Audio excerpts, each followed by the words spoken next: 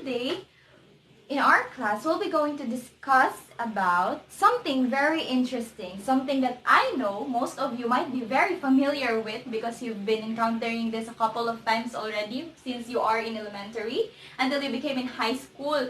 But today, we're still going to discuss it because it's one of the most important aspect when you are about to write or when you are about to read literature.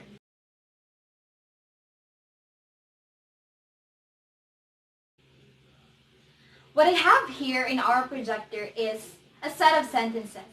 Now, what I want you to do in order to begin this lesson is for you to guess or to observe the content of the sentences. Are you guys ready? Let's just have a little game for a while before we begin our formal lesson. Okay, so this is our first sentence.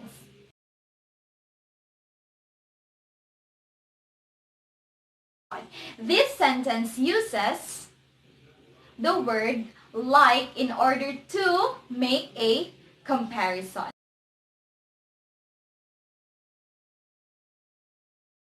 Her laughter echoes to the world.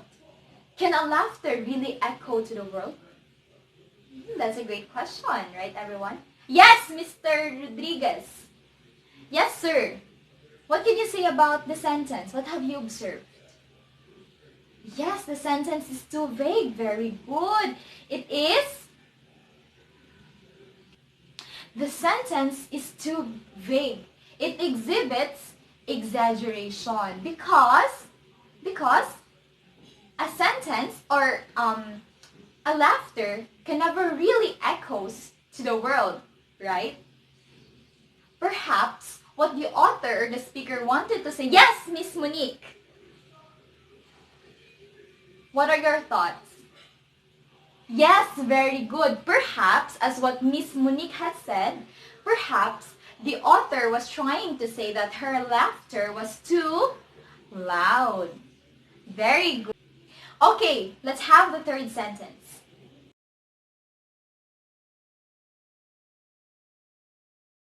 The author was giving a human attribute to an inanimate object, which is the moon.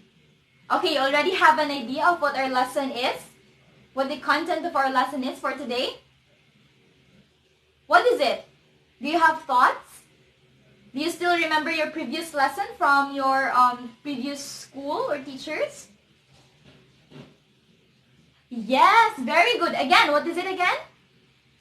Those are literary devices. Those are literary devices, specifically what? What specifics? Is it the techniques? Is it the language? Very good. Those are figurative language. So for today's lesson, everyone, we will be going to talk about figurative language. So now, let's unravel what literary devices are. Is a literary device. So a literary device is a specific set of writing techniques that allow writers to convey deeper meaning of their literary texts. So, what does it mean? A literary device allows the writer to express themselves in a more convenient way, especially if their thoughts or their emotions that they wanted to convey for their readers to understand is very complex. So generally, to elevate and vividly describe the events in a story, we need to use literary devices. It is also essential in all literary works because it creates an impact that establishes greater connection between both the writer and the reader's imagination. To create a greater impact to your reader, you don't just simply say, I love you, and say in a literary text. Instead, most of the time, authors add something to the text, add something to the word I love you. Say for an example, I love you a million times.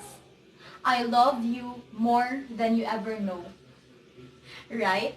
And that makes a whole lot of difference. A lot of difference. It makes the text more warm, more soothing, more amazing for the feeling of the readers. And it appeals so much to your readers. Without such literary devices, a story may not be as colorful and vivid or that appealing to the readers. More so, literary text makes a literary piece a whole lot interesting. Very true, right? In a literary text, we need something to be more colorful and vivid for our readers. It's like telling something to our readers, a part of a storytelling that allows readers to imagine the things the author wanted them to actually convey, to imagine, to understand. We are trying to connect, to create a link towards our readers when writing our texts. Hence, we use the different techniques and literary devices. First, we have here simile. Simile is used to convey a comparison. It uses like or as. For an example, she is like an angel. Our first example in our previous activity, her smile is like an arrow that struck my heart. That is an example of a simile. Very good because it uses the word like in order to make a comparison. Where is the comparison in that part of the sentence? Very good, Miss Domingo. That is, those are the words, her smile and like is being compared to an arrow. We have here metaphor. Metaphor is a literary device used to compare two separate identity, things, or characteristics. For an example, John is a sleeping giant. China, the most prominent example, China is a sleeping giant. The sleeping giant there is a characteristic inculcated to the characteristic of China.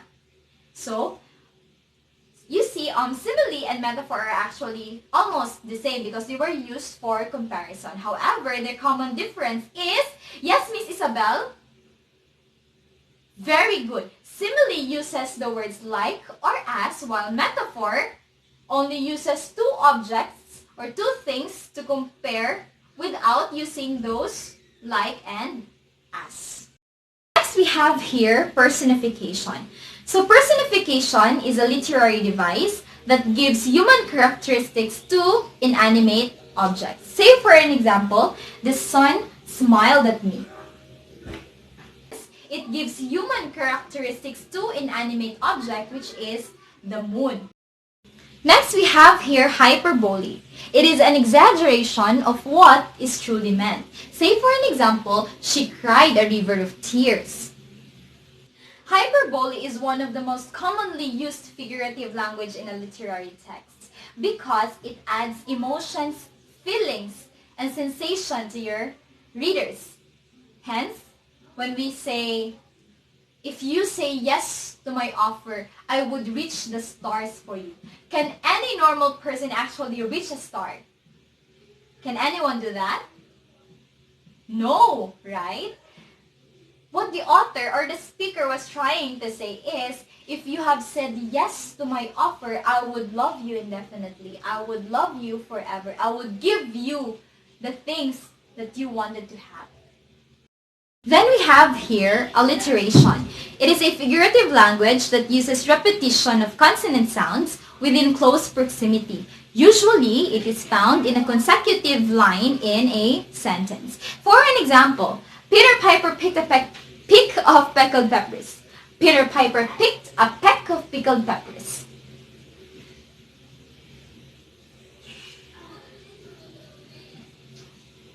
Then we have here onomatopoeia. It is a literary device that omits natural sound of things, animals, or events. For an example, the bee buzzed as it flew above the flower. Next, we have here paradox.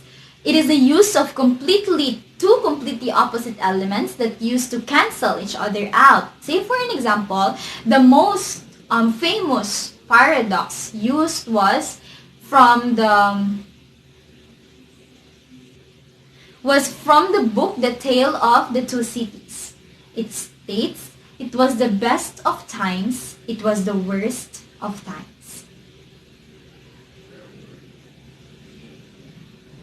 Then we have here the repetition. It is where a specific word, a phrase, or structure is repeated several times to emphasize a particular idea. The repetition of what if in a poem.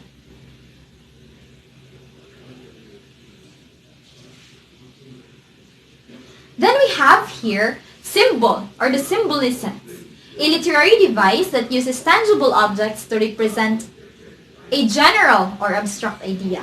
She watched as the dove flew freely in the sky. Now in symbolism, she watched as the dove flew freely in the sky. The symbol there is the dove. The dove there represents peace, purity, right? Perhaps the speaker or the person involved there is now free or at peace. That's why she used the dove as a representation of what she actually felt. Again, symbols, those are tangible objects that we use in order to represent a certain feeling, an emotion, or an abstract idea. We have here imagery. It is the use of words to substitute for and create a vivid image that appeals to the human senses, both visual, auditory, tactile, taste, and smell. For an example of a visual imagery, she was wearing a blue denim coat wrapped tightly on her body, a black leather boots, and the denim pants that accentuates her purple hair and beautiful soul. Those are examples of imagery. The irony, a figurative language that shows absurd or a mocking opposition of what is meant. She taped the sign on the door saying, "Don't tape paper here."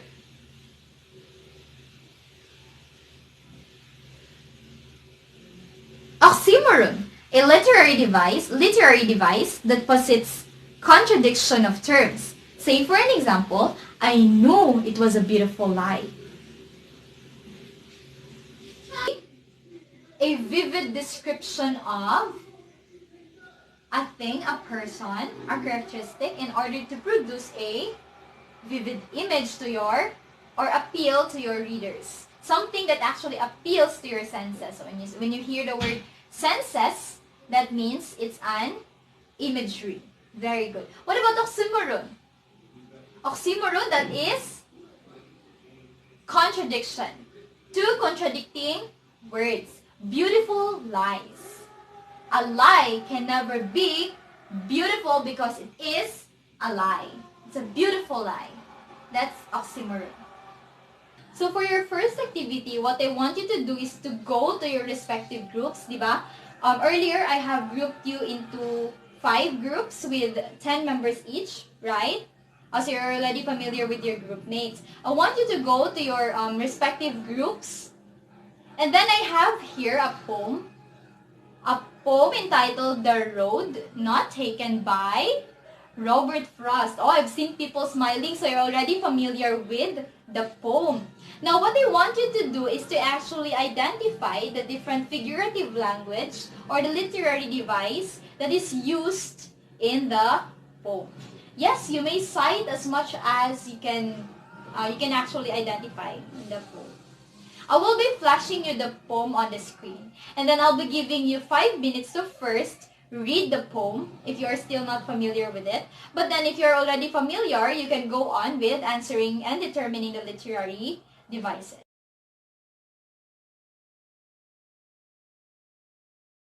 So have you guys already grasped the concept of literary devices? Specifically for today's lesson, we have figurative language. Yes, Miss Isabel? Very good. So again, those are just few of the literary devices that are commonly used in a literary text. Tomorrow, we're still going to unravel the different literary devices, specifically the different techniques and its elements that are often used in a literary text. Now, what I want you to do today as part of our assessment is I want you to get a 1/4 sheet of paper. Okay, everyone, please get your 1/4 sheet of paper. And I want you to answer this. In your 1/4 sheet of paper, I want you to identify the literary device used in each sentence. Now, please take note for your assignment. I want you to create an original poem. So you have the freedom to choose either you'll do the free verse or a metered poem, which exhibits the accurate application of literary devices, specifically the figurative language. You may go beyond the figurative language that I have given you a while ago. You may research more figurative language that you may inculcate in your poem. And then, publish your outputs on your EduBlog accounts. I guess, or no, not I guess, but I believe that all of us already have our EduBlogs accounts. Have you already filled up the form that I have given you yesterday? Yes, Ms. Motipaco? Yes, okay, you already filled up the form. Yes po. You have to use your EduBlog account for this activity. The links of your outputs shall be posted on our LMS Outputs section. This assignment shall due on Monday, March 15, 2021, 12 p.m. 12 p.m. The following criteria shall be used as a guide in writing your poem. Although I am giving you the freedom to pick whether you do the free verse or a metered poem, there's still, I'll be providing you a criteria or a rubric for you to use in order to guide you in creating your poem. We have here originality, which is 10%, creativity, 5%, richness and vividness of the text, that is 10%, appropriateness of the device used, 15%. The appropriateness of the device used there is the correct usage or application of literary device in your poems. Hence, although I have given you the freedom to choose or to create your original poem, you still have to, you may repeat the usage of your figurative language, but I encourage everyone to use as much as figurative language that you can apply on your poems so you'd be able to assess their differences and that you can create a vivid description of your text. However, remember that you have to still consider the content, what you wanted your readers to understand upon your poem. Make sure that the poems you have given there is actually understandable or it actually is coherent. Without coherence, your readers may not be able to completely grasp what you wanted them to understand. Okay? Are we all settled? Any questions? Further clarifications? Yes? None? None so far? Okay. So that ends our lesson for today.